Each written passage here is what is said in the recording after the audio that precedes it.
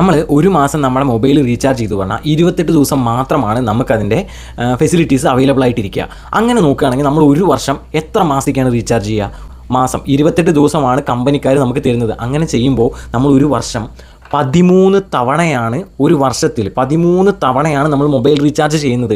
പക്ഷേ നമ്മൾ ചെയ്യുന്നത് മന്ത്ലി പ്ലാനാണ്. ഒരു മാസത്തേക്കാണ് നമ്മൾ റീചാർജ് ചെയ്യുന്നത്. പക്ഷേ അങ്ങനെ നോക്കുകയാണെങ്കിൽ ഒരു വർഷത്തിൽ 13 മാസം ഉണ്ടോ? പക്ഷേ നമ്മൾ 13 മാസമാണ് നമ്മൾ റീചാർജ് ചെയ്യുന്നത്. അതുമാത്രമല്ല, ഒരു ദിവസം വൈകി കഴിഞ്ഞു പറഞ്ഞാൽ ഔട്ട് ഗോയിങ് കാൾ കട്ട് ചെയ്യുന്നത് ന്യായമായിട്ടുള്ള കാര്യം. പക്ഷേ ഇൻകമിങ് കാളും മെസ്സേജസും എല്ലാം കട്ട് ചെയ്യുന്നത് എവിടുത്തെ ന്യായമാണ്? അതുമാത്രമല്ല, നമ്മുടെ ഇന്നത്തെ കാലത്ത് നമ്മുടെ മൊബൈൽ വാട്സപ്പ് പോലെയുള്ള സോഷ്യൽ മീഡിയാസ്, ബാങ്കിൽ നിന്ന് വരുന്ന മെസ്സേജ്, അങ്ങനെ ഇമ്പോർട്ടൻ്റ് ആയിട്ട് സ്കൂൾ പോലെയുള്ള സ്ഥലങ്ങളിൽ നമ്മൾ കൊടുക്കുന്നത് ഈ ഒരു മൊബൈൽ നമ്പർ ആയിരിക്കും. നമ്മൾ യൂസ് ചെയ്യുന്ന മൊബൈൽ നമ്പർ ആയിരിക്കും. ബാങ്കിൽ ട്രാൻസാക്ഷന് വേണ്ടിയിട്ട് ഉപയോഗിക്കുന്ന ഈ ഒരു നമ്പർ ആയിരിക്കും. ഗ്യാസ് ബുക്ക് ചെയ്യാൻ ഉപയോഗിക്കുന്ന ഈ ഒരു നമ്പറാണ്.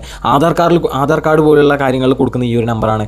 എല്ലാത്തിനും നമ്മുടെ മൊബൈൽ നമ്പറാണ് യൂസ് ചെയ്യുക. അങ്ങനെ ഇരിക്കുന്ന സമയത്ത് ഈ മൊബൈൽ കമ്പനിക്കാർ എങ്ങനെയാണ് നമ്മൾ റീചാർജ് ചെയ്തില്ലെങ്കിൽ ഇൻകമിങ് കോളുകൾ കട്ട് ചെയ്യാൻ അവർക്ക് എന്താണ് അധികാരമുള്ളത്? അതുമാത്രമല്ല, ഒരു മാസത്തെ റീചാർജ് എന്ന് പറഞ്ഞിട്ട് വെറും 28 ദിവസം നമുക്ക് തന്ന് നമ്മളെ കൊണ്ട് 13 മാസം ഒരു വർഷത്തിൽ റീചാർജ് ചെയ്യിപ്പിക്കുന്നതൊക്കെ ന്യായമായിട്ടുള്ള കാര്യമാണോ? ഇതെല്ലാം നമ്മൾ ചിന്തിക്കേണ്ട കാര്യമല്ലേ? നമ്മുടെ ഡെയിലി ലൈഫിൽ നമ്മളെ ബാധിക്കുന്ന കാര്യമല്ലേ? പക്ഷേ നമ്മളാരും പറഞ്ഞില്ലെങ്കിലും ഇത് രാഘവ് ചന്ദ എന്ന് പറയുന്ന ഈ ഒരു MP, രാജ്യസഭ MP നമുക്ക് വേണ്ടിയിട്ട് ഇന്ത്യൻ പാർലമെൻറ്റിൽ ഈ ഒരു കാര്യം പറഞ്ഞിട്ടുണ്ട്. സോ നമ്മൾ എല്ലാ ആളുകളും ഈ ഒരു കാര്യത്തെപ്പറ്റി അവെയർ ആവുന്നതും ഇദ്ദേഹത്തിന് കൊടുക്കാൻ പറ്റുന്ന അത്രയും സപ്പോർട്ടും കൊടുക്കേണ്ടത് നമ്മുടെ കൂടെ ഉത്തരവാദിത്വമല്ലേ? സോ ഈ വീഡിയോ മാക്സിമം ഒന്ന് ഷെയർ ചെയ്യുക. ഈ ഒരു വിഷയം പാർലമെൻറ്റിൽ ഉന്നയിച്ച് കഴിഞ്ഞു, അദ്ദേഹം പറഞ്ഞു കഴിഞ്ഞു. ഗവൺമെൻറ് അതിന് വേണ്ടിയിട്ടുള്ള നടപടി എടുക്കുമോ ഇല്ലയോ എന്ന് നമുക്കറിയില്ല. സോ മാക്സിമം ഇതൊന്ന് സർക്കുലേറ്റ് ചെയ്തു പറഞ്ഞാൽ ഇത് പ്രാബല്യത്തിൽ വരാൻ ഒരു മാസത്തെ റീചാർജ് 30 ദിവസം നമുക്ക് എല്ലാവർക്കും കിട്ടാനുള്ള ചാൻസ് കൂടുതലാണ്. അത് നമ്മുടെ അവകാശമാണ്, ചാൻസ് ഒന്നല്ല, ആരും തരേണ്ട ഔദാര്യമൊന്നല്ല, നമുക്ക് കിട്ടേണ്ട കാര്യമാണ്. ഇത് നമ്മൾ നേടിയെടുക്കേണ്ട കാര്യമാണ്. സോ ഇദ്ദേഹം അത് മുന്നിട്ടിറങ്ങിയിട്ട് ഗവൺമെൻറ്റിനോട് പറഞ്ഞിട്ടുണ്ട്, പാർലമെൻറ്റിൽ ശക്തമായി ഉന്നയിച്ചിട്ടുണ്ട്.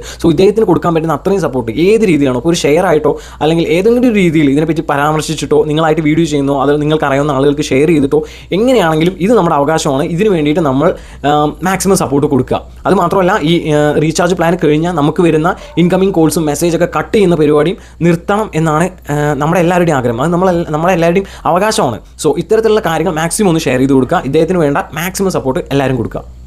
Thank you.